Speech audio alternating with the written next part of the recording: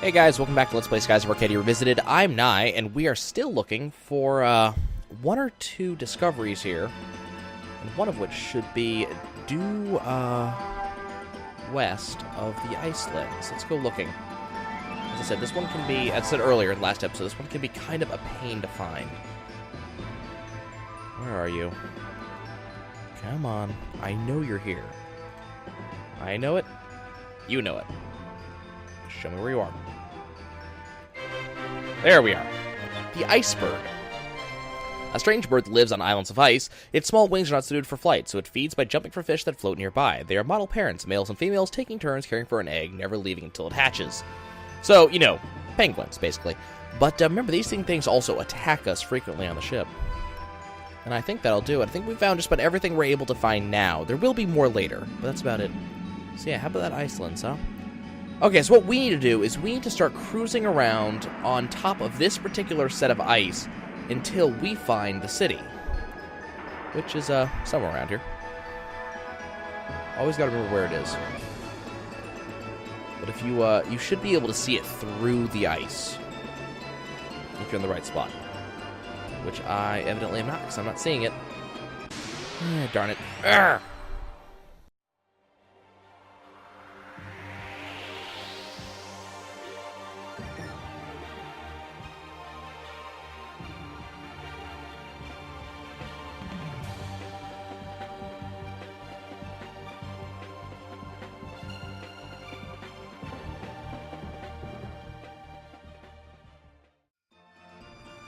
Remember, this is the random encounter rate with the freaking random encounter thing done. Okay, here we go. See the ruins through the ice over here? All you have to do is get close to it. I think that's what the Iceland's is supposed to really give you an idea of exactly where it is. But you get close, and you just hit the button over the ruins of ice. And I guess what the idea is that they just turn and just plow the ship into the ice to get you in here. Not sure I like the idea. But we can also get ourselves a Cham, which is awesome. And then we get to make our way into the ruins of ice itself. It's an okay dungeon. That's about all I can really say about it. It's not my favorite dungeon. It's not my least favorite dungeon. It's kind of there. And that's kind of all there is to it. So the way this starts out is you go into these rooms, which are basically cut off. You can't leave through any particular door. And you have to engage this guardian stone here. And it's going to start asking questions, which are pretty interesting. Answer my query to open your path. The rock's talking to us, apparently. Deep within the purple moonstone lies the power to hold the world still. What is that power? Well, the question is, what is the purple moonstone's power? And then, of course, the power of ice, because we've seen the other powers already. So not only is this a swashbuckler choice, this will actually increase your swashbuckler rating, but it also opens the correct exit. If you answer any other answer, it gives you the wrong exit, and you have to come all the way back and then redo it, which is a bit of a pain. Okay, so now that we got the correct answer, we get to walk through this particular set of paths, and that puts us into the next room. If you didn't answer the correct answer, I think you'd go up a elevator, and it brings you back to the top. So then you come in here, and you talk to the next one. Visitor to Glacia, answer my query to open your path. The purple crest hides a certain number. What is that number? And if I remember correctly, the crest it talks about is the circles on the ground whenever you cast a purple spell. And I think it talks about how many actual circles there are in that crest, aside from the central one. The answer here is maybe 2. And that'll open up that door. And we go ahead and go through that one. You don't have to get these right the first time. You can come back and get them right the second time, but you don't actually get the swashbuckler upgrade unless you actually get it right the first time. Kind of a pain. Okay, that's number 2. Let's continue working our way here. The first answer, the power of ice, and the last answer, which I'm about to do, are pretty obvious, especially if you have been paying any attention to the game whatsoever. But the middle answer, that maybe 2, is kind of a pain, and I did figure it out for a long time. Visit to Glacia, answer your last query, and open up your path. Purple moonstones affect the abilities of living things. What are the abilities most valued by the people of Glacia? Power and courage, will and spirit, and life and healing. Well, power and courage is the red moonstone. That's Inkrum, basically. So that's red. Life and healing, that's the Sakrulin line. That's green, so that's not the right answer. Will and spirit is obviously the answer there. And easy enough. So that was our 3. There's only 3 answers to this quiz. And it's pretty helpful. And here we go. Down another one of these slides. They really like this first-person slide animation. I will say that. And this was actually really cool back in the day. Okay, so now that we have now that we've actually figured this out, now that we've actually gone and answered the questions correctly, now we actually get to go through the doors and go to our next cutscene. It's very misty. It's the last door, and as we walk through, we can't see a damn thing. There's too much fog. We can barely see what's in front of us, but we can see each other. It's also very cold. Well, yes, in that outfit, Fina, I can imagine that you'd be feeling a little bit cold. Just a little bit. All of you have, like, bare flesh. Looks like... Yep, goodbye. And Vice just falls off. Everybody's kind of confused, and somehow they don't fall off. They stop just in time. And Vice is, I'm down here. Yep, see? There he is. I'm down here. Pulls himself back up just in time. It's a sheer drop. And there's this guy through the floor, and they're at the bottom. They are the underside of the glaciers. And as the fog lifts, we find the actual city of Glacia. There's the city. Wow. There are buildings shaped like icicles hanging from the ceiling. This is Glacia, and the old world is the capital of the region, the capital lands of ice. The people that lived here powerful mages, and using the powers of the Purple Moon, they built the city underneath the glacier. Because the city was built below the ice, it was unharmed by the rains of destruction, which is cool. So Glacia is as it was during the time of the old world. What happened to the people? And how do you build something that hangs? That's what I want to know. Like, you can try to press it up into, like concrete up until, cement and everything, but you have to hold it. And how are you holding it? Like, are you hanging from the roof and pressing upwards with your hands? What happened to people that were living here? But no one knows. According to the legends, the people of Glacia just disappeared. Nobody knows where they went or why they left. Maybe they left their city to invade another land, and they perished in the war and in the rains. Aga can't imagine an entire culture becoming extinct, and you have to think of all the knowledge that was lost. Everything that people worked so hard for is going to stay buried here forever. Well, the ice lens may tell us what went on here. But we should go find the Purple Moon Crystal before we get buried here forever along with the people. This place always reminded me of one of the cutscenes in the movie Little Nemo's Adventures in Slumberland. I can't remember which scene it is, but there's a scene that... I guess it has upside-down buildings or something like that, or something of that nature, but these buildings always reminded me of that, because these buildings are essentially just upside down. That's all they are, is that they're regular buildings upside down.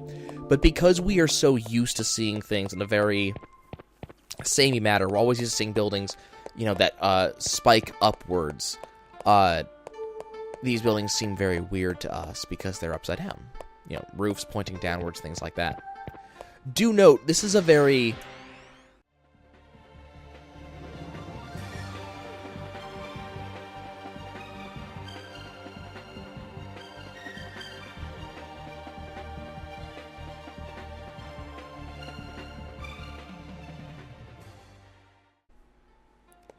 As I was saying before, I was so rudely interrupted by those goddamn random encounters.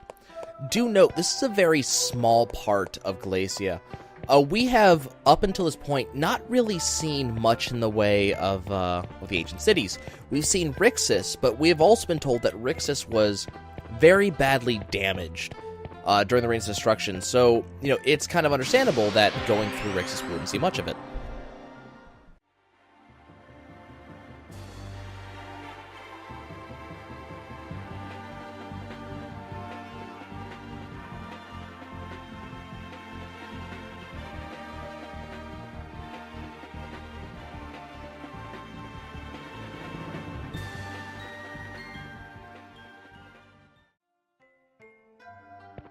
We saw Rixus, but we know that Rixus was very badly damaged when the Reigns of Destruction came. Oh, by the way, look, here's some combat for us.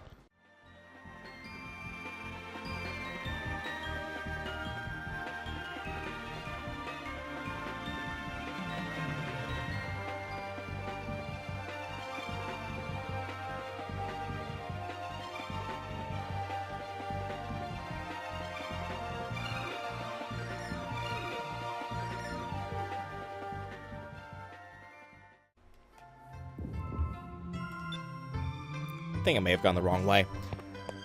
But yes, we do know that, we went through Rixus, as I said. It was very badly damaged. We only saw a little bit of a part of Rixus, but that's kind of understandable. Rixus was very badly damaged. For all we know, the area of Rixus that we saw on the top of that plateau there was all that was left, right? Well, we're going through this area, and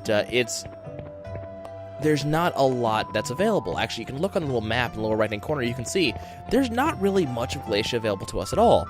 And it's very easy to mistake that maybe this is all of Glacia that's still left. That's not really true. If you look around, you know, which is going to be very, very hard now that I'm going into Vice's equipment screen and changing off the Frostblade onto, oh, never mind. I think the ice cutter is... Ice splitters, yes, Aka's. There we go. But if you look around, those are walls around us. We're in one section of this city. Because if you look ahead of us, there's a big dome there.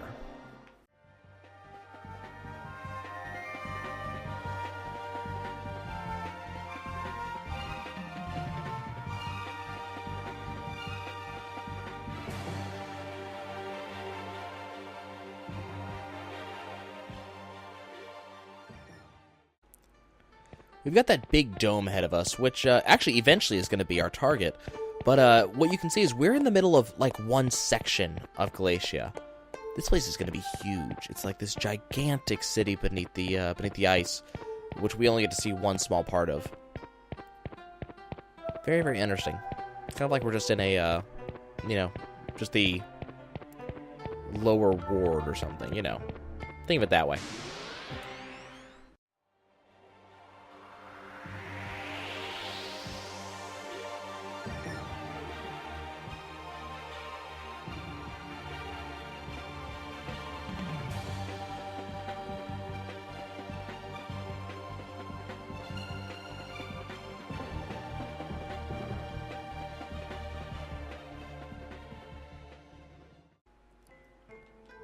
If you looked in that last battle, and just keep an eye on how many circles there are in the purple magic spell that was cast on me, you'll notice that in each ring of the spell, there's only like 2 dots. That's what I was talking about in the question they had in the trivia there.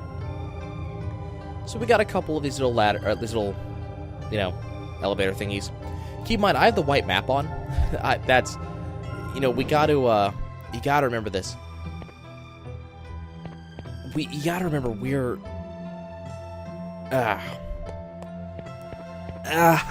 we got the white map on. This is how many fights there are with the white map. The encounter rate is ridiculous in this place. But yes, we did just pick up another Cham there. Okay, where do I need to go? I think I need to go this way. So right here in this chest is the Frostblade, and this one is for Vice. But don't lose that Swirian Blade yet. Do not get rid of that thing, because you're going to need it later. No, that one's not for Vice. That one's for Enrique. Whoops. Frostblade has a chance to confuse enemies. So Enrique, instead of, yeah.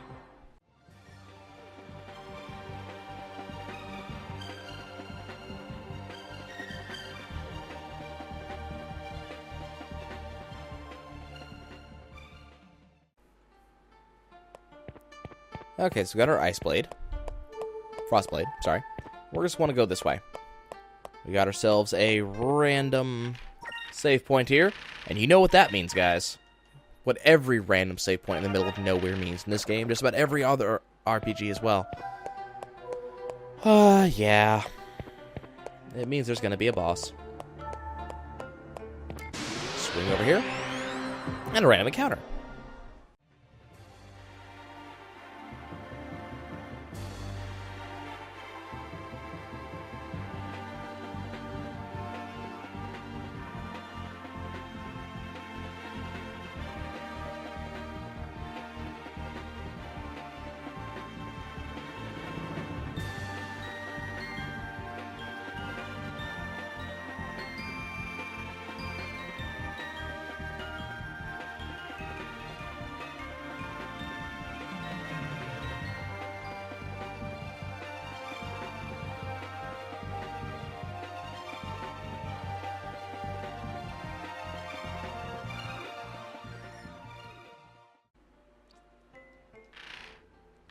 bit of ridiculous combat there. Okay, let's do a quick heal up. And let's go fight our boss. Who should pop down right about now? And here he comes. I don't know what this thing is supposed to be. It reminds me simultaneously of the Borealis summons from Golden Sun, as well as gigantic, I don't know, penguin / snow cone maker. Not really sure what it's supposed to be. But if you notice some of the combat that we've had in the recent past, there are some like very techy looking icicle dudes. That's what it reminds me of. So we're going to do what we typically do. Whiff of Might up. Nope, don't want that. I guess the purple mages were supposed to be very technologically advanced. They're supposed to have a lot of stuff to them. And I guess this is one of their guardians of some sort. Though I don't know why it would be pissed at us, and I don't know why it would still be working. That really does bring up the question, what did happen to the land of the purple moons? You know, all we know is that we have a city under the ice. It's just, this could be really bad if ice is running around doing nothing like that. We have a land below the moons below the ice, and just kind of sitting there doing very little. It has some sort of gigantic lens that's kind of sitting on the mountains, hanging out, you know, doing things. Okay, Vice did not get powered up. So we're going to see about getting that done. Get Vice taken care of. You're going to use a Curie Crystal on Vice. You're going to focus. Let's try this. The ice lens is used to vent the city every once in a while, and then something happens, and we don't know what it is, but the ice lens gets turned towards the city itself. Now, you'd be thinking, you know, well, that's all well and good, but the power of the sun would be put on the ice itself, and it would just melt the ice. Well, if the ice was clear enough, and we've seen it is, so we can see through it, perhaps the actual rays were sent to the city itself, directly through, maybe even focusing it better because of the clear ice. I don't know. Avalauncher's a pretty beefy attack it's about to launch. I'm not happy about it. But luckily, it's not the really scary attack this thing can do. It's still a very scary attack. Okay, we're gonna focus up a bit. But yeah, melt the city, kill the inhabitants maybe with just excess heat. I don't know. There's a lot of things that be going on. Okay, as is my usual, I'm going to start using Pirate's Wrath. I know I could be using Prophecy, but it would still take me an entire other turn to do Prophecy, which seems kind of pointless. Whereas I can use Pirate's Wrath right now and do a lot of damage. I'm probably going to lose Enrique right now. To be completely honest, I should be using Justice Shield, and I just kind of, I don't know, I wasn't thinking about it. There goes Enrique. Bye, Enrique. We'll have to get him back up in a second. Unfortunately, they couldn't get the second heal off quite fast enough. 3750 in damage. Not a lot, actually. That's a very small Pirate's Wrath. But I don't think Prophecy would have done much more than 4,000. So it's still more worth it for me to do Pirate's Wrath here. So I'm going to do another one. You are going to toss a Rissalin Crystal, and you're going to focus. And this thing will keep on spanning Avalauncher all day long. It has another very scary ability that can also do, which I'm kind of hoping it won't do. But this thing alone is scary enough just using this skill every time. Let's try this. I'm very glad that it used it, you know, before I used this. Otherwise, we could have gotten Enrique up and have lost him immediately afterwards, even if he was fully healed. So we're going to start using some Justice Shields, I think. We are winning now, though. I mean, I know that the music says otherwise right now, but we are definitely winning this fight. We just got to make sure we finish it off. So we're going to do that. Sacrum. Have it use a glitch of speed. And Sacrum. And fight's over. So it's about 4 turns. Not bad. Not bad at all. And we did lose some guys during that. But there it goes. So I like Pirate's Wrath for the single target enemy. If it was a multi-target enemy, I don't know. But I still think Pirate's Wrath kind of wins. Especially now that we're getting so much SP per turn. Okay, so there's that. Apparently we got someone got switched to green. I'm not sure why. So that was our boss. We're going to go ahead and take this lift across. Now, please, please, please, do not forget this next chest. because it is such a pain to get back to this spot. You gotta go all the way over here. The chest is all the way to the right over here. Just don't forget it, please. It's a bad time. Yes, I know. It's only a Moonberry. It's not as if it's the biggest thing ever, but don't forget that. It's the easiest one to get of all the chests that we've had to get so far today. Okay. Well, we're almost done, so that was the boss of the level. It's a very, very fast dungeon. And we're going to go through these doors here. And now, as usual, cutscene time. A lot more mist. Don't fall off this time, Vice. That would be bad. And Fina says it's very difficult to see. Well, yes, it's very, very foggy. But Aka thinks there's someone out there. And lo and behold, it's Drachma. He's not dead! In fact, he's holding a fish. I don't believe it. It's Drachma. He's holding a gigantic manta ray. He can't see us as clearly as we can see him. Aka goes, grabs onto him. Big hug. Oh my god, Drachma's smiling. He wants to know what we're doing around here, and Aka's just... Okay, that's a little bit creepy, Aka. Very, very creepy. He seems a little bit weirded out by all of this. And Vice is just cool as a cucumber. Well, it's been a while. I had a feeling you survived. Fina looks like she's almost gonna cry, and then she asks the big question. Why is he down here? Drachma just turns away, saying nothing, because basically it's supposed to answer itself, right? You're supposed to be able to just go and look. Well, the cutscene shifts, and as the mist clears away, it's Rachnam.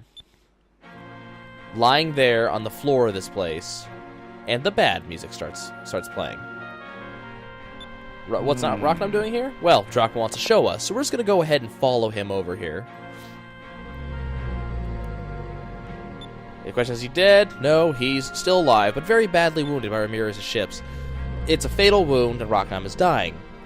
Now, here's the question. This is what I'm trying to figure out, because I never really figured out the face-heel turn here. Drachma spends his entire life just hunting this thing, because it killed his son and his crew. Now, yes, as Drachma says, if it wasn't for the fact that he was attached to Rachnam, he would have been killed. Little Jack would have been destroyed by Ramirez and his crew. But you'll find that Drachma starts to care about this thing. Why? Is this just Stockholm Syndrome, or what? Because if you're going to kill this thing so hard, you don't just suddenly start caring about it when you just end up in the place itself, you know? So that's the moon crystal up embedded in Rachnam's flesh, which means this arc whale is the purple gigas. It's a living gigas. The name of the purple gigas is Plergoth. According to the legends, the citizens of the purple civilization implanted the purple crystal into a living creature. It means that Rachnam was once a normal arc whale, probably. But after being transformed to the purple gigas, his master perished, and he has been wandering the skies ever since. Alone, possibly the last of his kind, also a victim of the war. So why did Drachma stay here this entire time? If Little Jack is here with him, why didn't he leave? And Drachma's response that he spent his life searching for Rachnam to avenge his crew and his son. He wasted all of those years. Rachnam saved him from Ramirez. No, he didn't. You stabbed him with a harpoon, and the only reason that you got dragged along is because you didn't cut the cord and just fly away. He did not try to save you. You were a flea attached to a dog, and the dog just so happened to be dog paddling away from the shipwreck. The dog didn't save the flea. The flea just happened to be on the right place at the right time. But Drachma decides that it is all that he could do to watch over Rachnam in the last moments. And, well, here's all of us. So the cutscene shifts again. And we get another, sound. Why is he making that noise? Drachma's not quite sure. He's only been here for like 4 days. He doesn't know this guy all that well. Though actually, in-game, it's supposed to have been a lot longer than that. Some month or two. But, so things are not good. And look at his eye. I don't know if you can see it, but there is like a tear welling up in the bottom of his eye. And Drachma kind of understands. It's time for him to join his friends, because I think he was supposed to be like the last of the Arc Whales, or something like that. Just some big deal. Or maybe his friends are his masters that made him into this big monstrosity. But Rachnam cries one last tear and dies. Everybody's really sad about it. I mean, I can kind of understand why. But it's also... This creature almost killed all of you on multiple... Well, except for Enrique. But on multiple occasions, almost killed you guys. There's empathy, and then there's... I don't know. I really don't. Drachma's still holding on to that fish. We have gotten the purple moon crystal. But I mean, I can kind of understand it. This has been Drachma's only person to talk to for, 2 to 3 months, I guess. Now, the big deal is that this is the end of Drachma's quest. This is the one thing he has focused his entire life on forever. Is avenging Jack. And he's done. He did it. He stabbed the Arc Whale and helped contribute to its death, spent some time with it, and now it's over. He's got nothing left. So now he's on his own ship. He should be coming with us, to be honest. I mean, we should be together. And even Kafina's wondering why he's going to really leave us. But Drachma says that chasing Rachnam was his reason for living, and now he's got to start over. And no idea how. When you're as old as he is, it's not easy to change his ways, and he's sorry he cannot go with us, even though he has before. Should we let him go? Well, this is another one of our swashbuckler choices, I believe. And there's not really a lot of choice here. We could stop him, probably, and force him to go with us, but he wouldn't be happy that way. And we, as a swashbuckler, have to do what's best for our crew and our partners, so we should just let him go. Can't imagine what he's going through right now, and we've got to let him just go do it. We finally met up again, but this is goodbye. Oh. And Drachma comments that we are quite the sailor, and he's proud of us. Father figure, all of that. Sees his kid in Vice and all that jazz. Real strange to hear compliments coming from Drachma, but... And then here comes the cheesiness. I'm sorry, I apologize for this, fans. There's something that Vice wants to tell Drachma. Said that he and Rachnam were both alone. And that's absolutely not true. They've been with him the entire time, in heart, yada yada. No matter how far apart we become, we'll still be sailing in the same sky. So cheesy. Just so cheesy. The same sky, the same clouds, the same wind will always be together in one way or another. We'll never forget you.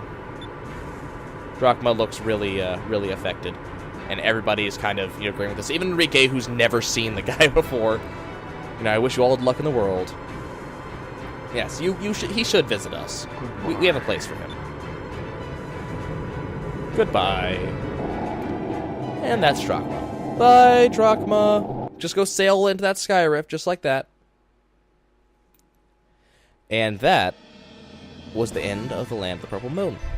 When I catch you guys again, we're going to be back at Crescent Isle, and we're going to be doing stuff and things and stuff, and it's going to be awesome and amazing, and it's going to be a long way from where we are right now. I will see you guys next time.